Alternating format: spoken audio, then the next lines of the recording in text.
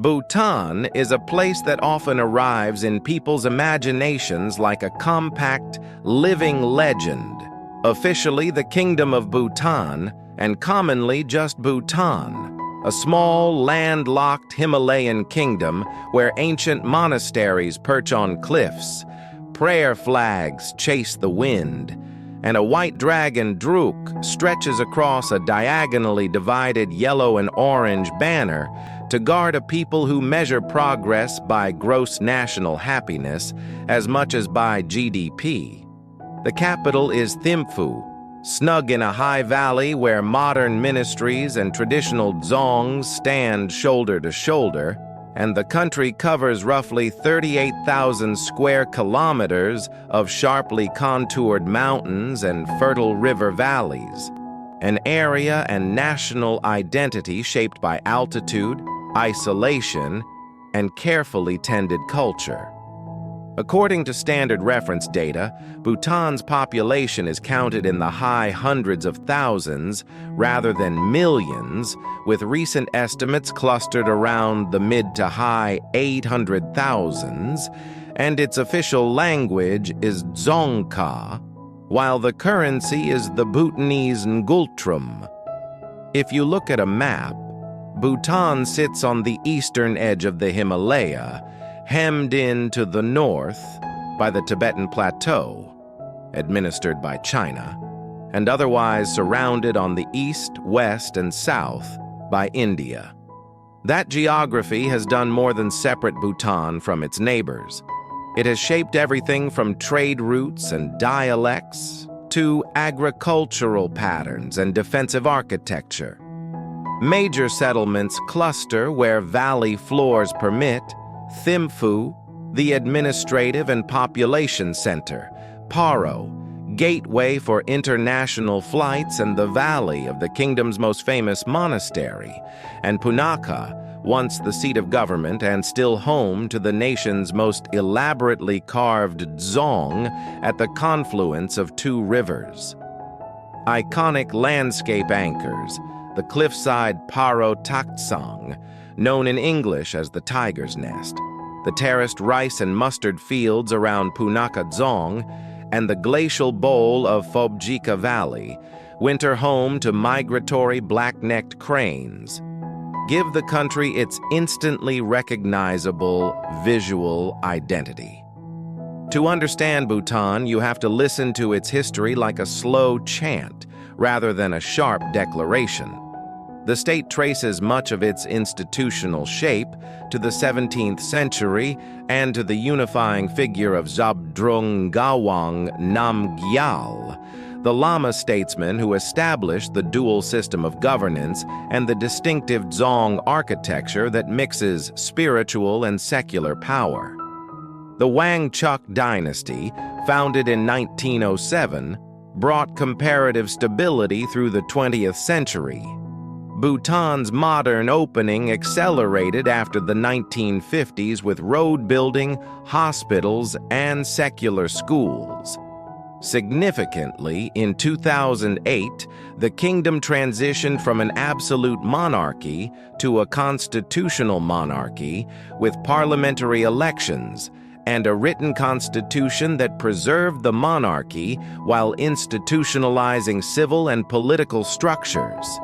Those constitutional and social changes were guided by an unusual national philosophy: gross national happiness, an approach that places cultural preservation, environmental protection, good governance, and well-being alongside economic measures.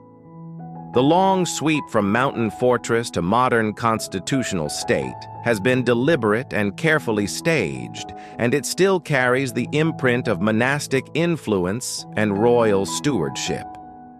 Political life in Bhutan today balances the ceremonial and moral authority of the Druk Gyalpo, the king, with the elected machinery of parliament and an executive council. The current monarch from the Wangchuck line is widely visible as a modernizing and internationally engaged head of state, Elected prime ministers lead day-to-day government and parliamentary majorities form the cabinet. The politics is relatively young as a party-driven electoral practice. Only since the late 2000s has multi-party democracy become the operating norm, and public life reflects both spirited participation and the friction of rapid social change, urban migration, youth aspirations, and debates over the scale and pace of economic opening. For many observers, that mixture of continuity and transformation is one of Bhutan's most compelling political stories. A small polity striving to protect identity while navigating globalization. Economically, Bhutan has always worked with the resources its mountains provide: water, timber, and a human economy organized around small farms, crafts, and local markets. Hydropower is central. Bhutan's high rivers and steep gradients make it a natural generator of electricity, and selling power, largely to India, is a major revenue source and a core pillar of development strategy. Agriculture remains a livelihood mainstay, while tourism is deliberately managed. The high-value, low-volume policy introduced after the 1970s keeps visitor numbers controlled through regulated fees and licensed tour operators, a model designed to protect culture and environment while capturing tourism revenue. In recent decades, Bhutan has sought to diversify. Small manufacturing, light services, handicrafts, and nascent tech and wellness enterprises figure into policy discussions. Measured in per-person terms, Bhutan's GDP places it in the group of lower middle-income countries, and the state's social investments in education and health have expanded steadily even as unemployment and youth outmigration present new social challenges. What links Bhutan's policy choices is a relentless environmental ethic. The Constitution enshrines environmental protection and has driven policies that keep a large share of the kingdom under forest cover. Bhutan is commonly described in international reporting as one of the world's rare carbon-negative countries, a status the kingdom treats as a point of national pride and global responsibility. That ecological posture shapes debates over infrastructure and growth. From hydropower projects to proposals for urban developments, and gives the country a high-profile voice in international climate foray far beyond what its population size might suggest. Yet that reputation does not make Bhutan immune to criticism.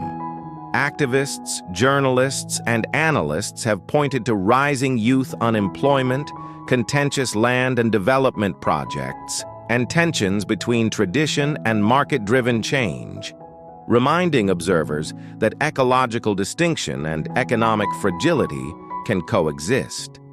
Culture in Bhutan is not an ornament, but the central organizing force of everyday life. Tibetan Buddhism, especially the Drukpa Kagyu and Nyingma traditions, shapes calendars, education, art, and identity. Monastic festivals called Sekus punctuate the year. In Paro and Thimphu and across Dzong districts, masked dancers enact sacred narratives, giant thangka paintings are unfurled, and entire communities gather in saffron and patterned brocades to receive blessings. Artistic crafts, textiles, wood carving, thangka painting, and metalwork are living skills passed through families and taught in specialized schools. Traditional dress is official attire for public life and a visible marker of cultural continuity. At the same time, modern Bhutanese life has new layers. Pop musicians and filmmakers, university students studying abroad, and cafes in Thimphu, where English-language newspapers sit beside prayer wheels. The result is a lively cultural conversation, sometimes protective and sometimes exploratory, between a cherished past and a fast-arriving present.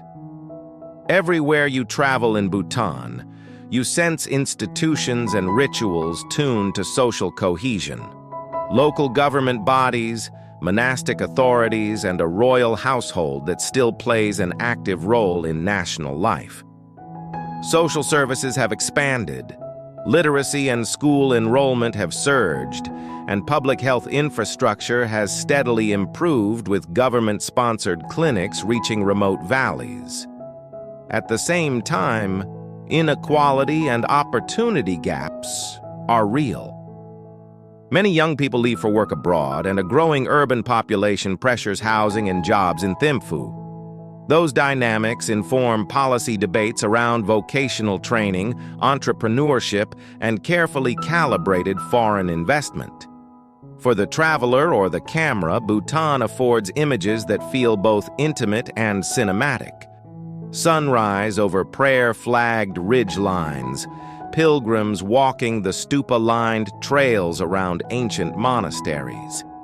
The vertiginous approach to Tiger's Nest, where a path cleaves a rock face to reach a cluster of chapels.